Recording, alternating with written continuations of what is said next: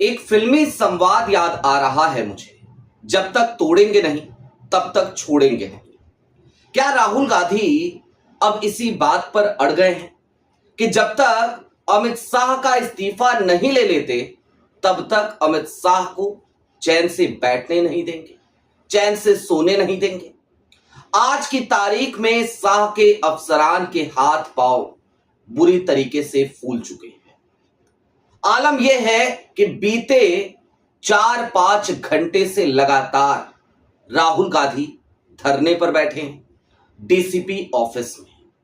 कांग्रेस के तमाम कार्यकर्ता वहां पहुंच चुके हैं, कांग्रेस के तमाम नेता, तमाम सांसद वहां पर मौजूद हैं और राहुल की सिर्फ एक मांग है।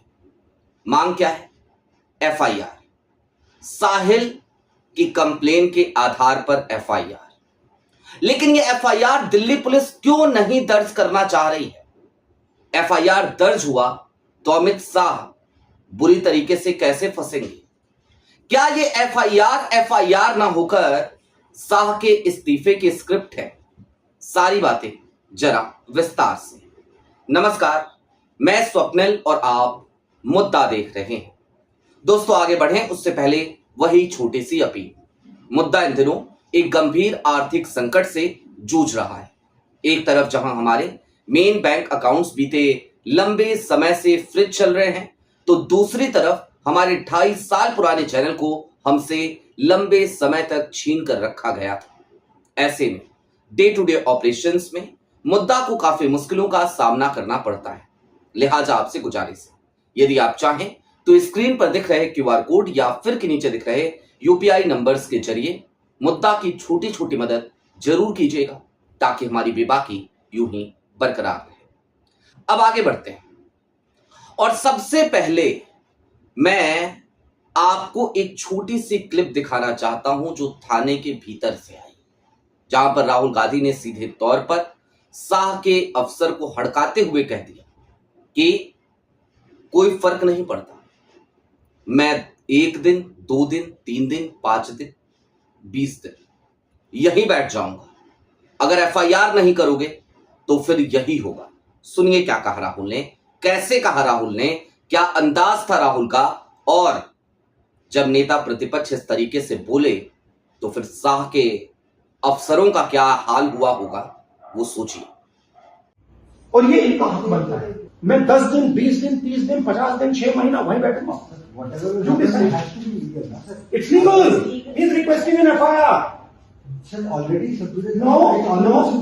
He is requesting an individual FIR for this bullet, for the pellet injuries.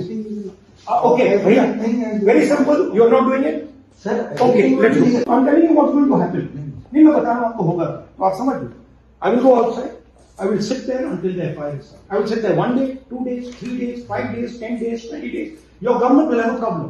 देखा आपने, 2 टुक बात, सीधी बात, यहीं बैठूंगा, एफआईआर दर्ज करो। लेकिन दोस्तों, ये एफआईआर दर्ज क्यों नहीं हो रही है, अब जरा इसको भी समझिए।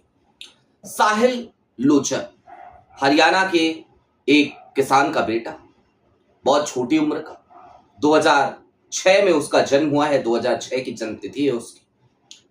वो और उसका परिवार बीते कुछ दिनों से दर दर की ठोकरें खा रहा है, सिर्फ और सिर्फ एक अदद एफआईआर के लिए। वो न्याय मांग रहा है, वो चाहता है कि उसकी एफआईआर दर्ज हो, उन पुलिस वालों को या आरएएफ के जवानों को चिन्हित किया जाए जिन्होंने पैलेट गन चलाई। लेकिन साहिल की एफआईआर ना तो 14 को दर्ज हो पाई, ना 17 को दर्ज हो पाई। लिहाजा एक बार फिर उसने राहुल गांधी से संपर्क किया और राहुल गांधी उसे अपने साथ लेकर आज सीधे सबसे पहले पार्लियामेंट स्ट्रीट थाने पहुंचे। वहां पर राहुल को बताया गया कि आप यहां आए हैं, ठीक है, लेकिन यहां पे काम नहीं होगा, आप डीसीपी ऑफिस जाइए। राहुल वहां से निकले और डीसीपी ऑफिस पहुंच गए। और ये पूरा घटनाक्रम जो हुआ ना, राहुल कोई लाव लश्कर लेकर नहीं पहुंचे थे। लेकिन जब डीसीपी ऑफिस में भी एफआईआर को लेकर आनाकानी की जाने लगी तो राहुल वहीं धरने पर बैठ गए और अभी भी उनका धरना चालू है। 4 बजे राहुल ने वहीं पर लंच भी किया। खैर, अब ये एफआईआर हो क्यों नहीं रही है, दर्ज क्यों नहीं की जा रही?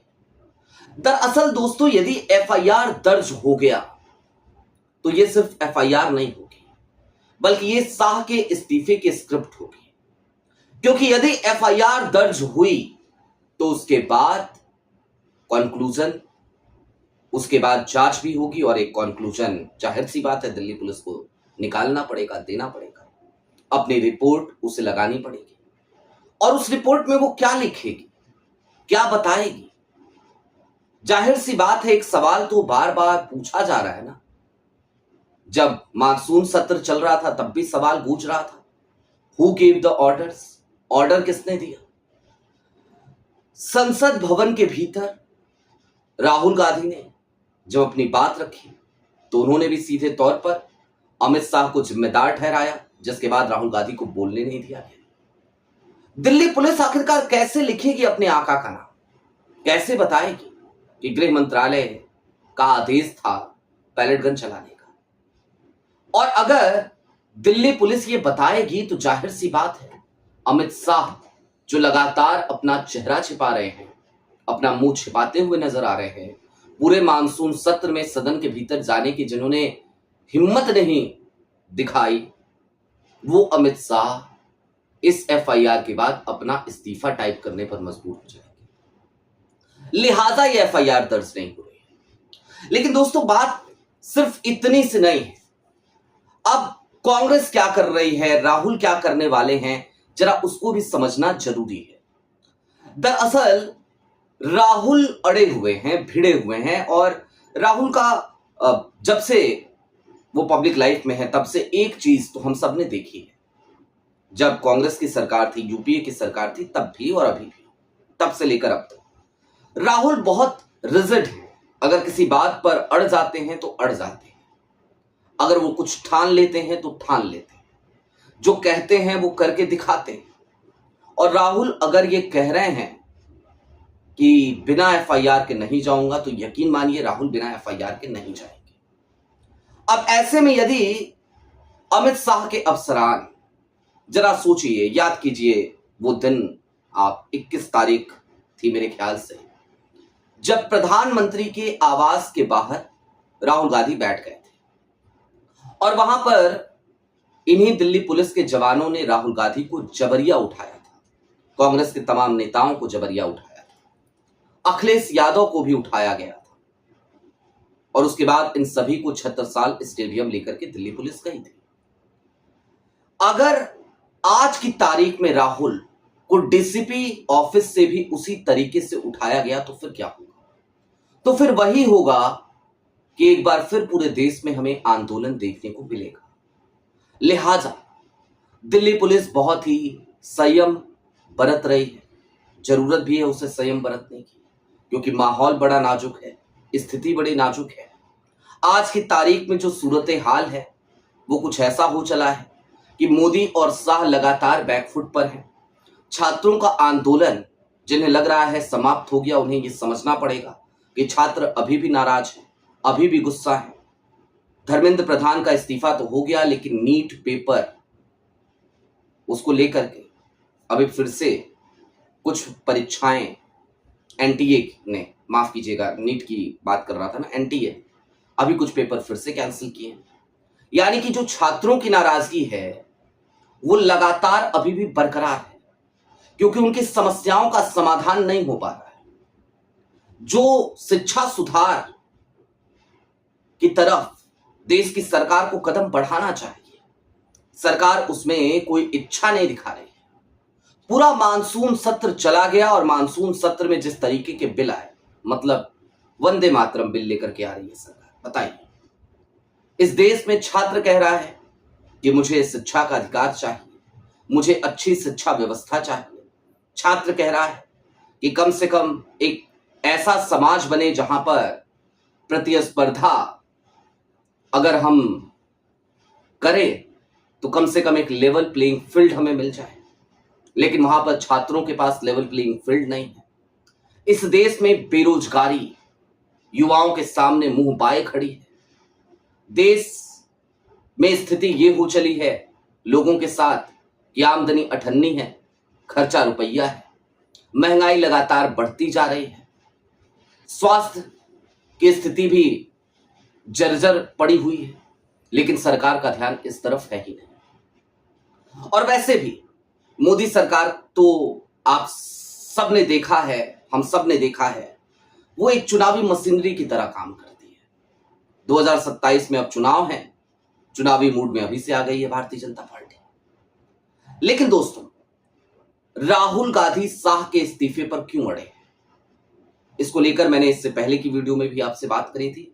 फिर से चलते चलते समझिए कि राहुल ने जो कहा था ना कि अब मोदी जी का उत्तराधिकारी खोजा जा रहा है, तो राहुल इस बात को जानते हैं कि मोदी बहुत ज्यादा दिनों तक प्रधानमंत्री की कुर्सी पर नहीं बैठने वाले, उनके जाने का वक्त आ गया है। लेकिन अगर मोदी जाएंगे और शाह बैठ जाएंगे तो वो स्थिति ठीक नहीं होगी और ज्यादा खतरनाक ही होगी। लिहाजा राहुल आज की तारीख में ये चाहते हैं कि मोदी का उत्तराधिकारी शाह ना बने। लिहाजा वो शाह का पत्ता काटकर शाह को पहले गुजरात भेज देना चाहते हैं, मोदी से भी पहले गुजरात भेज देना चाहते हैं।